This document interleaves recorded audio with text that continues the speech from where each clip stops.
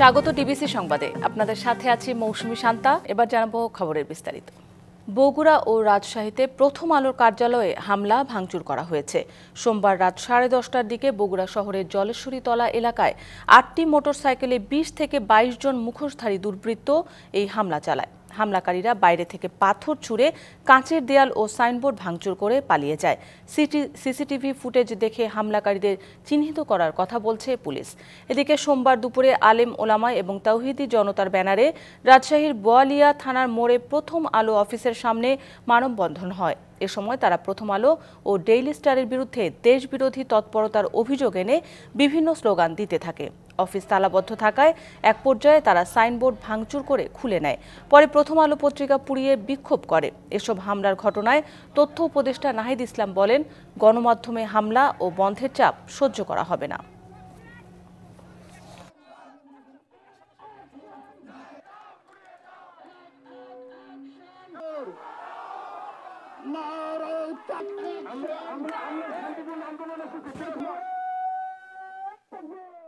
পত্রিকা অফিসে ভাঙচুর করা, সেটা পত্রিকা বন্ধের জন্য চাপ প্রয়োগ করা, সেটা আমরা সমর্থন করি না এবং এটা আমরা এই ধরনের ঘটনা পরবর্তীতে ঘটলে এটা টলারেট করা হবে না।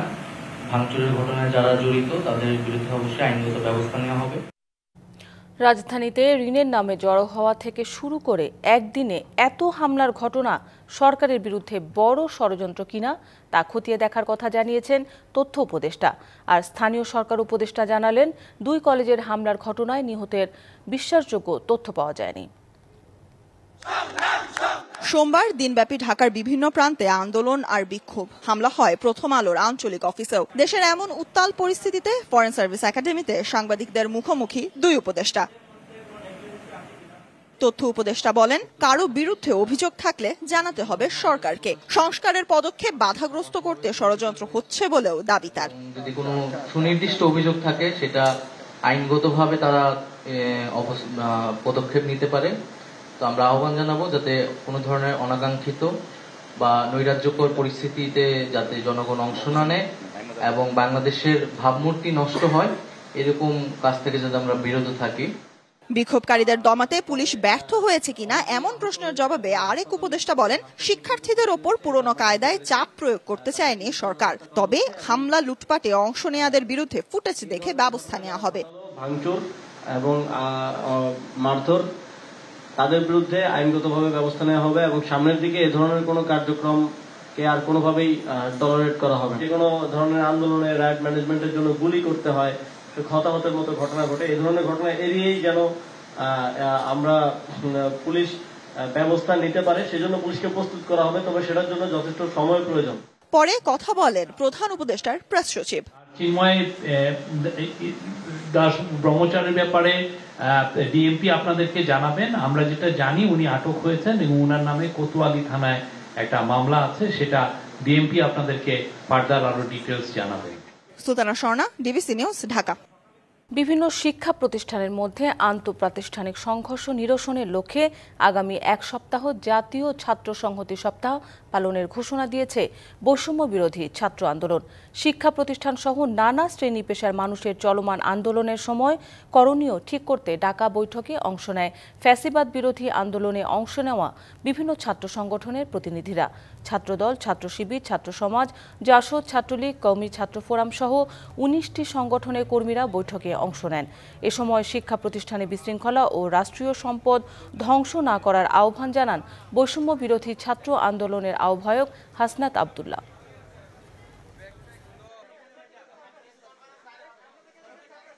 আন্দোলনের একটা উপলক্ষ তৈরি হয়েছে যে প্রত্যেক দাবি নিয়ে রাস্তায় এসে এটা মৌসুম চলছে। আওয়ামী ফেসিবাদী যে শক্তিগুলো রয়েছে তাদের ব্যাপক ফাইন্যান্সিং রয়েছে। আগামী 1 সপ্তাহ আমরা জাতীয় ছাত্র সংহতি সপ্তাহ ঘোষণা করছি।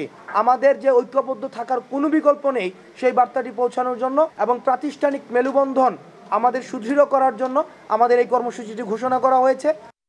বাংলাদেশ সম্মিলিত সনাতনী জাগরণ জোটের মুখপাত্র চিন্ময় কৃষ্ণ দাসকে গ্রেপ্তারের প্রতিবাদে রাজধানী সহ দেশের বিভিন্ন স্থানে বিক্ষোভ করেছেন সনাতন ধর্মাবলম্বীরা। বিকেলে ঢাকা থেকে চট্টগ্রামে যাওয়ার পথে হযরত শাহজালাল আন্তর্জাতিক বিমানবন্দর থেকে তাকে গ্রেফতার করে গোয়েন্দা পুলিশ। সম্প্রতি চট্টগ্রামে এক অনুষ্ঠানে জাতীয় পতাকা অবমাননার অভিযোগে সম্মিলিত সনাতনী জাগরণ জোটের মুখপাত্র চিন্ময় কৃষ্ণ দাসের বিরুদ্ধে মামলা হয়। সোমবার ঢাকার হযরত শাহজালাল আন্তর্জাতিক বিমানবন্দর থেকে তাকে গ্রেফতার করে গোয়েন্দা পুলিশ। এই খবরে ডিবি কার্যালয়ের সামনে জড়ো হয়ে প্রতিবাদ জানায় সনাতন ধর্মাবলম্বীরা।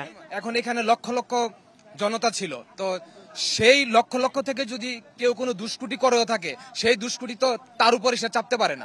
আমরা সংখ্যালঘু সম্প্রদায়ের আওয়াজ হয়ে রাজপথে নেমেছি, আমরা এখানে লিডারশিপের জন্য রাজপথে নামি এবং আমরা এখনো পর্যন্ত জানতে পারিনি তার বিরুদ্ধে কি সুনির্দিষ্ট অভিযোগ রয়েছে। অবিলম্বে চিন্ময় কৃষ্ণ প্রভুর মুক্তি, বিনা শর্তে মুক্তি এবং আজকে শাহবাগে যারা হামলা করেছে তাদের বিরুদ্ধে আইনি পদক্ষেপ দ্রুতভাবে যাতে গ্রহণ করা হয়। চিন্ময় কৃষ্ণ দাসকে গ্রেফতারের প্রতিবাদে চট্টগ্রাম সহ দেশের বিভিন্ন জেলায়ও বিক্ষোভ হয়েছে। চট্টগ্রাম নগরীর জামাল খানের চেরাগি মোড়ে বিক্ষোভ মিছিলে অংশ নেয় সনাতন ধর্মাবলম্বীরা। বন্ধ হয়ে যায় সব ধরনের যান চলাচল। এ সময় সতর্ক অবস্থান নেয় আইন শৃঙ্খলা বাহিনীর সদস্যরা। একই দাবিতে নারায়ণগঞ্জ শহরেও সড়ক অবরোধ করে বিক্ষোভ মিছিল হয়েছে। এছাড়াও মৌলভীবাজার, লালমনিরহাট ও নাটোরেও বিক্ষোভ মিছিল হয়। Farhana Juthi, DBC news, Dhaka. নতুন বই ছাপানোর শুরুতেই ধরা পড়েছে অনিয়ম। আনন্দ প্রিন্টার্সে ছাপানো প্রাথমিকের বইয়ে ত্রুটি ধরা পড়ায় এই ছাপাখানার 10,000 বই জব্দ করেছে জাতীয় শিক্ষাক্রম ও পাঠ্যপুস্তক বোর্ড এনসিটিবি। আওয়ামী লীগের সাবেক এক প্রভাবশালী মন্ত্রী স্বজনের এই ছাপাখানার এই ঘটনা কি শুধুই অনিয়ম নাকি রাজনৈতিক, তাও খুঁজছে এনসিটিবি। এদিকে অভিযুক্ত প্রিন্টার্সের কার্যালয়ে গেলেও ব্যস্ততার অজুহাত দিয়ে কথা না বলে সটকে পড়েন মালিক। নতুন বছরের শুরুতেই শিক্ষার্থীদের হাতে বই তুলে দেওয়ার পাশাপাশি এবার বইয়ের মানের উপরও জোর দিয়েছে সরকার। সব দিক নিশ্চিত করে এরই মধ্যে প্রাথমিকের বইয়ের ছাপার কাজ শুরু হয়েছে। তবে শুরুতেই ধরা পড়েছে অনিয়ম। আনন্দ প্রিন্টার্সে প্রাথমিকের ছাপানো বইয়ে পাওয়া গেছে অনিয়ম ও ত্রুটি। সম্প্রতি এই প্রিন্টার্সের 10,000 কপি বই জব্দ করেছে এনসিটিবি। শর্ত ছিল, স্পেসিফিকেশন ছিল, তার থেকে সেই শর্ত ভঙ্গ করে তারা বই ছাপছিল। বিশেষ করে বাধাইয়ের মান খুবই খারাপ ছিল। সেই কারণে কাগজের উজ্জ্বলতা নিয়েও তারা প্রশ্ন করেছে, তবে সেটা পরীক্ষাগারে পাঠানোর জন্য তারা রিপোর্ট দিয়েছে। তো বইয়ের বাধাই যদি খারাপ হয়ে যায় তাহলে তো শুরুতেই একটা সমস্যা হয়ে গেল। সেই ক্ষেত্রে 10,000 থেকে 20,000 বই এরকম তারা চিহ্নিত করেছে। এনসিটিবি বলছে বিষয়টি শুধুই অনিয়ম দুর্নীতি নাকি রাজনৈতিক যোগসূত্র রয়েছে তাও খতিয়ে দেখছে তারা। তো আশ্চর্য লেগেছে যে তাদের তো দীর্ঘদিন ধরে তারা কাজ করছেন, তো সেই ক্ষেত্রে তাদের বাধাইয়ের ব্যাপারে তাদের অবহেলা থাকবে, এটা কখনোই প্রত্যাশিত নয়। তাকে আমরা সতর্ক করে দেওয়ার পরেও যদি এ ধরনের ঘটনা ঘটতে থাকে তাহলে অবশ্যই আমরা ব্যবস্থা গ্রহণ করব। অন্য কিছু আছে কিনা গোয়েন্দা সংস্থা আছে, তারা এটা তাদের রিপোর্টে আশা করি, আমার মনে হয় সে ধরনের কোনো বিষয় থাকলে অবশ্যই উঠে আসবে। রাজধানীর ফকিরাপুলে আনন্দ প্রিন্টার্সের কার্যালয়ে গেলে ব্যস্ততার অজুহাত দেখিয়ে পাশ কাটিয়ে যান প্রতিষ্ঠানটির কর্ণধার রব্বানী জব্বার। বই তো ওরা দেখতেছে, এটাই এনসিটিভির কাছ থেকে নাকি, এটাই আমি কোনো কথাই বলতে চাই। আমার টিম এনসিটিভির কাছে আছে, প্লিজ আমি আপনার সাথে যোগাযোগ করেন।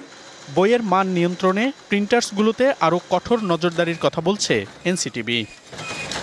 মনিরুল সোহাগ, ডিবিসি নিউজ, ঢাকা। যশোরের সন্ত্রাসী হামলায় পণ্ড বাউল গানের আসর। অভিযোগের তীর যুবদল, ছাত্রদলের নেতাকর্মীদের বিরুদ্ধে। সোমবার বিকেলে মনিরামপুর উপজেলার শ্যামপুর ইউনিয়নের পারদিয়া গ্রামের এই অনুষ্ঠানে হামলা চালায় স্থানীয় যুবদল ও ছাত্রদলের 3 জন নেতাকর্মী। ঘটনার পর থেকে ভুক্তভোগী পরিবারসহ সাধু সংঘে আসা বাউল শিল্পীদের মাঝে আতঙ্ক বিরাজ করছে। মন্টু ফকিরের অভিযোগ, রবিবার বিএনপি নেতা ফারুক হোসেন তাকে সাধু সংঘ বন্ধ করতে বলেন। তিনি অনুষ্ঠান বন্ধ করতে অপারগতা জানালে সোমবার ইউনিয়ন ছাত্রদলের সহ সভাপতি শামীম খাঁ, জগন্নাথ সহ 3 জন তার বাড়িতে চড়াও হন। এক পর্যায়ে তারা মন্টু ফকিরের আখড়াতে হামলা চালান। ভাঙচুর করা হয় চেয়ার, হাঁড়ি পাতিল, ছিঁড়ে ফেলা হয় সামিয়ানা। এ সময় কয়েক হাজার টাকা লুট করে নিয়ে যায় তারা। হঠাৎ করে আছে যুবনেতা, ওনার নাম হচ্ছে হযরত আলী। এই বাড়ি কোনো রান্না বাড়া হবে না। একটা 15-র দিকে শামীম, তার সহকারী মোটরসাইকেল 2 জন জুনিয়র ছিল, একটা নাম জগ, মোটামুটি দানি কপ কাপ শুরু করে দিয়েছে। এই বাড়ি ঘরে হামলা হয়েছে, বাড়ি ঘর ভাঙচুর করেছে। যে আশ্রমে সাধুগুরুরা থাকে সেই ঘরটা ভাঙচুর করেছে। এই অনুষ্ঠানটা যারা পণ্ড করতে চেয়েছে তাদের একটা বিচার হোক। জানুয়ারির দ্বিতীয় সপ্তাহে রেল চলাচল শুরু হবে যমুনা নদীর উপর নির্মিত দেশের সবচেয়ে লম্বা স্বতন্ত্র রেল সেতুতে। এরই মধ্যে মূল সেতু নির্মাণ কাজ ও দুই প্রান্তের সংযোগ স্থাপন সম্পন্ন হয়েছে। দুই প্রান্তে অত্যাধুনিক দুটি স্টেশনে নির্মাণ কাজও প্রায় শেষ।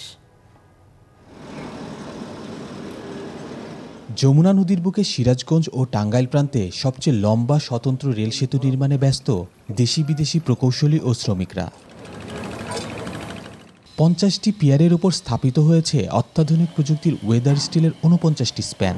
ডুয়েল গেজ ডাবল ট্র্যাকের সেতুটি চালু হলে একসাথে দুটি ট্রেন চলবে 100 থেকে 120 কিলোমিটার গতিতে। সেতুর মূল কাঠামো ও দুই পাশের সংযোগ লাইন স্থাপন শেষ হয়েছে। টাঙ্গাইল ও সিরাজগঞ্জ অংশে সেতুর পূর্ব ও পশ্চিমে নির্মিত হচ্ছে আধুনিক সুযোগ সুবিধা সম্বলিত দুটি স্টেশন। জানুয়ারির দ্বিতীয় সপ্তাহে সেতুতে রেল যোগাযোগ চালু হওয়ার সিদ্ধান্ত বাস্তবায়নে চলছে পরীক্ষা নিরীক্ষা। রেল ট্র্যাক বসানো চেকিং চলছে, মানে বুঝে দেওয়ার জন্য যে চেকিং সেটা চলছে, সামনেই হ্যান্ড ওভারের জন্য দিয়ে দিব। আমরা ডিসেম্বর কিংবা জানুয়ারির 5 দিকে আমরা উদ্বোধন করতে পারি। এমন প্রকল্পে কাজ করার সুযোগ পেয়ে আনন্দিত শ্রমিক ও কর্মচারীরা। দিনরাত পরিশ্রম করে পাইপলাইনের কাজ করতেছি, এত বড় প্রজেক্টে আমরা কাজ করতেছি, এটা আমাদের জন্য অনেক অনুপ্রেরণা এবং ভাগ্যের বিষয়। আমরা বাংলাদেশে এত বড় একটা মেগা প্রজেক্টে কাজ করে আমরা খুবই আনন্দিত এবং খুবই খুশি। সেতুটি চালু হলে ট্রেনের সংখ্যা বাড়ার পাশাপাশি প্রসার ঘটবে ব্যবসা বাণিজ্যে। তাই জানুয়ারিতে পুরোদমে সেতুটি রেল চলাচলের জন্য উন্মুক্ত করতে চায় কর্তৃপক্ষ।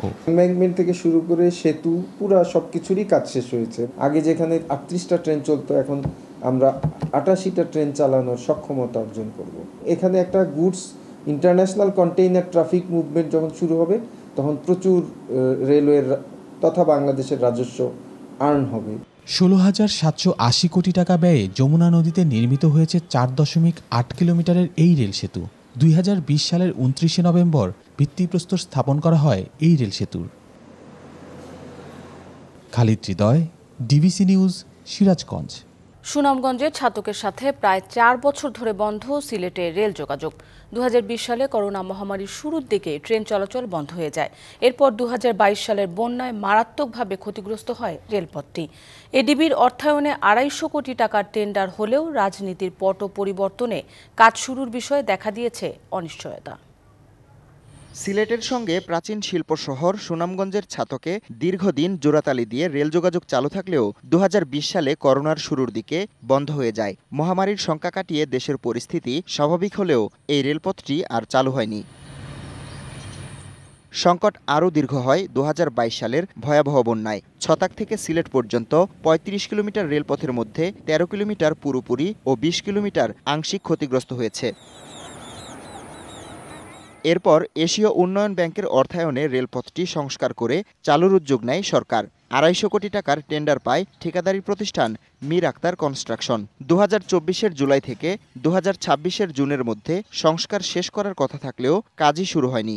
এই ছাতক দ্বারার কয়েক লক্ষাধিক মানুষ সবাই এই রেলের মাধ্যমে সিলেট যাতায়াত করতো। এইটা বন্ধ হয় 60টা বছর ধরে মানুষের খুব দুর্ভোগ। মালামাল নিয়ে অনেক অসুবিধা আমরা করা লাগে, কিন্তু রেলটা থাকলে আমরা 10 টাকা দিয়ে মালামাল নিয়ে যাইতে পারি। দীর্ঘদিন বন্ধ থাকায় রেলের অবকাঠামোতেও ক্ষতি হচ্ছে। চুরি হচ্ছে লাইনের কাঠ ও লোহার স্লিপার। রেল লাইনের কোনো অ্যাঙ্গেল টেঙ্গেল কোনো কিছু, মানে চুরি সামারি অত কোনো ডাকাতি কোনো কিছু চলে নাই। তো তাড়াতাড়ি সম্ভব মানে রেলটা চালু হইয়া দেওয়া হোক। রাজনীতির পট পরিবর্তন ও প্রকল্প পরিচালকের পদ খালি থাকায় কাজ কবে শুরু হবে তা নিয়ে রয়েছে অনিশ্চয়তা। ফাইল প্রসেসিং হয়ে আপনার টেন্ডারও হয়েছে। 5 আগস্টের ইয়ার পরে তো অনেক কিছু আমাদের মন্ত্রী মহোদয় চেঞ্জ হয়ে গেছে, অনেক গঠনতান্ত্রিক চেঞ্জ হয়েছে। এরপরে আসলে এটার আর কোনো আপডেট পাওয়া যায়নি। ওটার বর্তমানে পিডি ওই চেয়ারেও কেউ নেই। সকল জটিলতার অবসান ঘটিয়ে বহুল কাঙ্ক্ষিত রেলপথ আবারও চালু হবে, এমনই প্রত্যাশা স্থানীয়দের। DBC news desk. চলতি বছর উৎপাদনের শুরু থেকে চা শিল্পের দুর্দিন যেন কাটছেই না। বন্যা, খরা, আবহাওয়ার তারতম্যে উৎপাদন মৌসুমের একদম শেষ পর্যায়ে এসেও চায়ের কাঙ্ক্ষিত ফলন পাওয়া যায়নি। চাহিদা অনুযায়ী উৎপাদন লক্ষ্যমাত্রা পূরণ না হওয়ায় এ শিল্পের সঙ্গে জড়িতরা নানাভাবে ক্ষতির মুখে পড়বেন বলে আশঙ্কা করা হচ্ছে।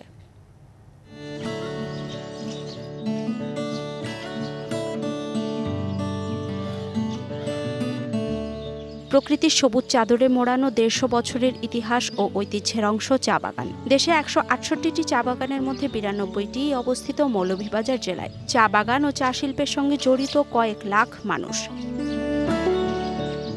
এবার চায়ের ভালো ফলনের আশা করা হলেও বাস্তবে দেখা গেছে উল্টো চিত্র। অতিবৃষ্টি, বন্যা এবং প্রচণ্ড গরমে চা উৎপাদনে ভাটা পড়ে। জেলার সবকটি বাগানে কচি পাতার চরম সংকট দেখা দেয়। ভরা মৌসুমেও উৎপাদন বন্ধ রাখতে হয় অনেক কারখানায়। গত বছর থেকে আমাদের বেশিরভাগ চা বাগানই চায়ের উপযুক্ত দাম পাচ্ছেন না, যার জন্য বেশিরভাগ চা বাগানই আমাদের কষ্ট প্রোডাকশনের চেয়ে নিম্ন দামে বিক্রি করতে হচ্ছে তাদের চা। উৎপাদন কম হওয়ায় নারী শ্রমিকদের টান পড়ছে তাদের মজুরিতে। গতবারে অনেক পাতি পাইছিলাম, এবারে পাতি নাই। আমরাও লস, কোম্পানিরও লস। আগামী বছরের অনুযায়ী আমরা সেভাবে টাকা পাইছি না। চায়ের গুণগত মান নষ্ট হওয়ায় নিলামে চায়ের সঠিক দাম পাচ্ছেন না চা বাগান মালিকরা। এছাড়া চায়ের উৎপাদন খরচ দ্বিগুণ থাকায় নানাভাবে ক্ষতি হচ্ছে। আমরা চা বাগানের অবস্থা খুব একটা ভালো অবস্থা নেই, কারণ অনাবৃষ্টি, অতিবৃষ্টি, প্রাকৃতিক দুর্যোগের কারণে এবার তা 10 থেকে 12% গত বছর থেকে কমেছে। এখন অনেকটা বাগানে কিন্তু সংকটের বিপদ সীমানে চলে গেছে। এদের কাছে মজুরি দিতে পারে না, বোনাস দিতে পারে না। উৎপাদন বৃদ্ধি না হলে মালিকরা ওইভাবে যদি না বাগানটা সচ্ছলে না চলতে পারলে আমরা কিন্তু দাবি দাবা থেকে আমরা পিছনে পড়ে যাচ্ছি। এদিকে শ্রীমঙ্গলে চায়ের দ্বিতীয় নিলাম বাজারেও চায়ের দাম আশানুরূপ না হওয়ায় হতাশ ব্যবসায়ীরা। এবার আমার মনে হয় যে লক্ষ্যমাত্রা পূরণ করা যাবে না চার উৎপাদনের। গ্রাজুয়ালি একটু একটু করে দাম বাড়ছে, সেটা অব্যাহত থাকবে এটাই আমার বিশ্বাস, কারণ সিজনও শেষ পর্যায়ে। বাংলাদেশ চা বোর্ডের দেওয়া তথ্যমতে চলতি বছর চা উৎপাদনের লক্ষ্যমাত্রা 10,80,00,000 কেজি। তবে প্রতিকূল আবহাওয়া সহ নানা কারণে মৌসুমের শেষ পর্যায়ে এসেও চায়ের কাঙ্ক্ষিত ফল পাওয়া যায়নি। DBC news desk. আবহাওয়া উপযোগী আর লাভজনক হওয়ায় ব্যাপকভাবে মালটার চাষ হচ্ছে সাতক্ষীরা ও ঝালকাঠিতে। কৃষি ও অর্থনীতি সমৃদ্ধ করতে গুরুত্বপূর্ণ ভূমিকা রাখা সহ কর্মসংস্থানেরও সুযোগ তৈরিরও হচ্ছে মালটা চাষে। আর কৃষকদের উদ্বুদ্ধ করার পাশাপাশি নিয়মিত পরামর্শ দিয়ে যাচ্ছে কৃষি বিভাগ। 2017 সালে ঝালকাঠি জেলায় শুরু হয় বাণিজ্যিকভাবে মালটা চাষ। উৎপাদন খরচ কম ও অল্প পুঁজিতে অধিক লাভ হওয়ায় মালটা চাষে ঝুঁকছে এলাকার যুব সমাজ। বর্তমানে জেলার 4 উপজেলা ছোট বড় 1100 মালটা বাগান রয়েছে। মালটা চাষে দিন বদলেছে জেলার অনেক কৃষকের। 2018 সালে আমি এই 90% জায়গার উপর বাগান করি। এ দেখা দেখি আরো আমাদের সাইডে 2-3টা বাগান হয়েছে। 3 বছর ধরে ফলন পাইছি। এই যে মালটা দিয়ে আমি অনেক লাভবান আছি। এই বাগান দেখে এখন দিয়াকুল গ্রামে পর্যাপ্ত পরিমাণ বাগান করার উদ্যোগ নিছে। স্থানীয় চাহিদা মিটিয়ে বিভিন্ন জেলায় সরবরাহ করা হচ্ছে মালটা। বাগান ঘিরে কর্মসংস্থান হয়েছে কয়েকশো মানুষের। কৃষি বিভাগের মাঠ পর্যায়ের কর্মীরা বাগান পরিদর্শনের পাশাপাশি নিয়মিত পরামর্শ দিচ্ছেন। কৃষি সম্প্রসারণ অধিদপ্তরের পক্ষ থেকে কৃষকদেরকে প্রদর্শনী এবং প্রশিক্ষণ কার্যক্রম পরিচালনা করা হচ্ছে। এবছর আশা করা যাচ্ছে 650 মেট্রিক টন মালটা উৎপাদিত হবে। এদিকে সাতক্ষীরায় পড়াশোনার পাশাপাশি মালটা চাষ করে সফল হয়েছেন কলারোয়ার কলেজ শিক্ষার্থী ও উদ্যোক্তা আকাশ। চাকরির প্রত্যাশা না করে মাত্র 3 বিঘা জমিতে মালটা চাষ শুরু করলেও এখন 5 বিঘা জমিতে 2টি বাগান রয়েছে আকাশ কুমার ঘোষের। প্রতিদিন বিভিন্ন এলাকার মানুষ আকাশের মালটা বাগান দেখতে আসছেন। প্রথমত আমি 250 গাছ নিয়ে শুরু করেছিলাম। 60-70 হাজার টাকা আমার খরচ হয়েছিল। তারপর থেকে যা হয়েছে আমি লাভের মুখ দেখতে পাই। বর্তমানে অবস্থা মোটামুটি অনেক ভালো। আমার দেখা দেখে এখানে আরও 2-3 জন পাশেই বাগান করেছে তারা। এখানে এসেছি মালটা দেখতে এবং এখানে দেখে আসলে খুবই সুন্দর লাগছে, এত পরিমাণ মালটা হয়েছে। আকাশের পাশাপাশি মালটা চাষে সফল হয়েছেন আরেক উদ্যোক্তা আফসার আলী। আমার বাগানের ছাত্রকে কমলা রয়েছে বড়োটা, আর আছে সব মালটা। তাহলে বাগানে মাল আছে এখনো 600 মণ মাল রয়েছে। এই 600 মণ মাল বিক্রি করতে পারলে 8 লক্ষ টাকা মতো লাভে দাঁড়াবে। উদ্যোক্তাদের পরামর্শ, প্রশিক্ষণ সহ সরকারি সব সুযোগ সুবিধা দেওয়া হচ্ছে বলে জানান কৃষি কর্মকর্তা। মাঠ পর্যায়ে আমাদের যে উপসহকারী কৃষি কর্মকর্তারা রয়েছেন তারা প্রতিনিয়ত মাঠে এই ধরনের যে কৃষকরা যারা নতুন উদ্যোক্তা হিসেবে কাজ করছেন তাদেরকে প্রতিনিয়ত সঠিকভাবে পরামর্শ দিয়ে চলেছেন যে এই ধরনের ফসলগুলো উৎপাদনের ক্ষেত্রে কী ধরনের পরিচর্যা বা কী ধরনের পদক্ষেপগুলো নিতে হবে। বর্তমানে কলারোয়া উপজেলায় 35 হেক্টর জমিতে মালটা চাষ হচ্ছে। সাদ ইসলাম শামস, ডিবিসি নিউজ ডেস্ক। হেমন্তের শেষ সময়ে শীতের আগমনী বার্তা দিচ্ছে দক্ষিণের জেলা মাগুরায়। চলতি সপ্তাহ জুড়েই অনুভব হচ্ছে ঠান্ডার আমেজ, আর শীত মানেই হচ্ছে বাতাসে নতুন গুড়ের সুবাস। এরই মধ্যে খেজুরের রস সংগ্রহ শেষে গুড় তৈরিতে ব্যস্ত হয়ে পড়েছেন গাছিরা। শীত যত বেশি পড়বে তত ভালো হবে খেজুরের রস ও গুড়ের মান। রাজশাহীর আব্দুল মালেক তার সঙ্গী সাথী নিয়ে মাগুরায় এসেছেন খেজুরের রস সংগ্রহ করতে। সদর উপজেলার রাঘবদার ইউনিয়নের পাটকেলবাড়িয়ার শ্মশান এলাকায় খেজুরের রস সংগ্রহের উৎসব চলছে। ভোর থেকে রস সংগ্রহে ব্যস্ত হয়ে পড়েন গাছিরা। সূর্য ওঠার পরপরই তা বাড়িতে এনে জাল দিতে হয়। হিমেল হাওয়ায় ঘরে ঘরে রস জাল দেওয়ার মম সুবাসে মোহিত চারপাশ। ভোর 4টায় উঠছি, উঠে রসগুলো পাড়ি নিয়ে আসছি, আসি এই যে ভোর 4:30টার থেকে জ্বালাচ্ছি। রসটা জ্বালাতে সময় লাগবে আপনার 4 থেকে 5 ঘন্টা। শীতের 4 মাস ধরেন আমরা এই খেজুর গাছ কাটার কাজ করি, 25 বছর এই কাজ করছি।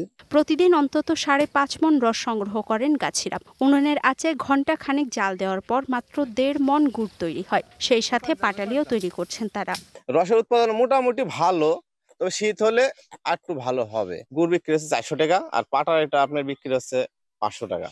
স্থানীয় চাহিদা মিটিয়ে গুড় চলে যাচ্ছে পাইকারি ও খুচরা বাজারে। তবে অনেকেই সরাসরি গুড় কিনতে ছুটে আসেন গাছিদের কাছে। মেয়েরা ঢাকা থেকে আসছে, এই দই পিঠা খাওয়ার জন্য মানে পাটালি নিতে আসছে আমরা। গ্রাম বাংলার ঐতিহ্যবাহী খেজুরের রস টিকিয়ে রাখতে নানা ধরনের পৃষ্ঠপোষকতার দাবি গাছিদের।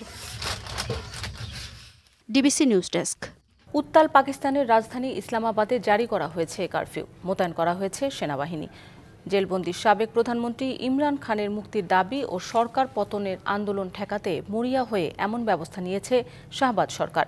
এদিকে সারা দেশ থেকে রাজধানীর অভিমুখে আসা সমর্থকদের সাথে দফায় দফায় সংঘর্ষ হয় পুলিশের।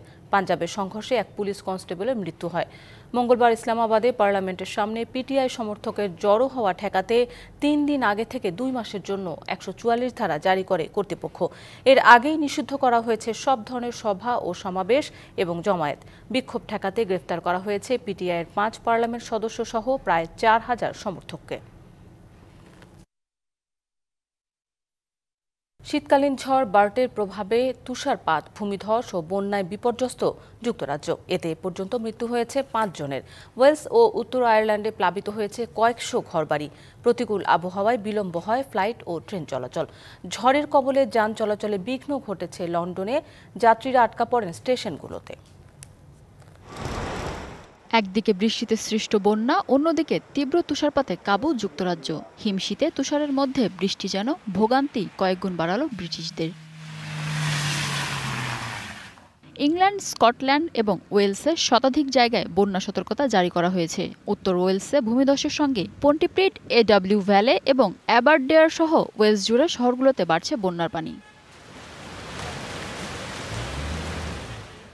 ভ্রমণ ডেটা সাইট ফ্লাইট এয়ারের তথ্য অনুসারে লন্ডন সিটি বিমানবন্দরে বাতিল করা হয়েছে বহু ফ্লাইট। গ্যাটউইক বিমানবন্দর এবং বার্মিংহাম বিমানবন্দরেও প্রতিকূল আবহাওয়ায় বিলম্ব হয় ফ্লাইট।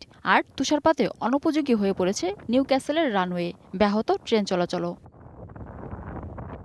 ইংল্যান্ডের প্রধান সড়কগুলোতে জমে গেছে বরফের স্তর। এতে বাধাগ্রস্ত হচ্ছে যানবাহন চলাচল। দুর্ঘটনা এড়াতে ধীরগতিতে চলাচল করছে গাড়ি। রাস্তা থেকে তুষার সরাতে ব্যবহার করা হচ্ছে স্লোপাও নামে বিশেষ ধরনের যান। উত্তর আয়ারল্যান্ডে তুষারঝড়ের কারণে বিদ্যুৎ বিচ্ছিন্ন হয়ে পড়েছে হাজারো ঘরবাড়ি ও ব্যবসা প্রতিষ্ঠান। এ পরিস্থিতিকে বহুমুখী বিপর্যয়ে অভিহিত করে বাসিন্দাদের সতর্ক থাকার পরামর্শ দিয়েছে আবহাওয়া office. Mina Firdaus, DBC news desk. যুক্তরাষ্ট্রের আগামী প্রেসিডেন্ট ডোনাল্ড ট্রাম্পের শাসনামল নিয়ে অনেকেরই মনে রয়েছে প্রশ্ন। কারো কারো মতে খেয়ালি ট্রাম্পের আমলে বসবাসের অযোগ্য হয়ে উঠবে যুক্তরাষ্ট্র। যারা রিপাবলিকান এই নেতার শাসনামলে যুক্তরাষ্ট্রে থাকতে চান না, তারা এখন চাইলে জাহাজে ঘুরেই কাটাতে পারবেন আগামী 4 বছর। রিপাবলিকান নেতা ডোনাল্ড ট্রাম্পের জয়ে হতাশ ডেমোক্র্যাটরা। কারো কারো অভিযোগ, পাগলাটে ট্রাম্পের আমলে বসবাসের অযোগ্য হয়ে উঠবে যুক্তরাষ্ট্র।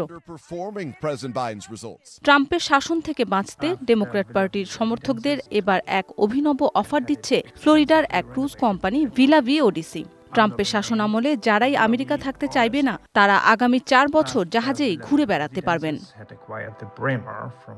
1993 সালে স্পেনের ভ্যালেন্সিয়ায় তৈরি হয় 54 ফিট লম্বা এই ক্রুজ শিপ। ফ্লোরিডার একটি ক্রুজ কোম্পানির এই প্রমোত্তরিটিতে একসাথে 6 শতাধিক মানুষের থাকা খাওয়ার ব্যবস্থা রয়েছে বিলাসী জীবনযাপনের সব উপকরণ। কোম্পানি ট্যুর লা ভি নামের বিশেষ প্রোগ্রামের আওতায় রয়েছে 1 থেকে 4 বছর পর্যন্ত আলাদা 4টি প্যাকেজ। এখানে থাকতে প্রত্যেককে প্রতি বছর গুনতে হবে $40,000। কয়েক বছরের জন্য পালানোর ক্ষেত্রে জাহাজের চেয়ে ভালো আর কিছু হতে পারে না।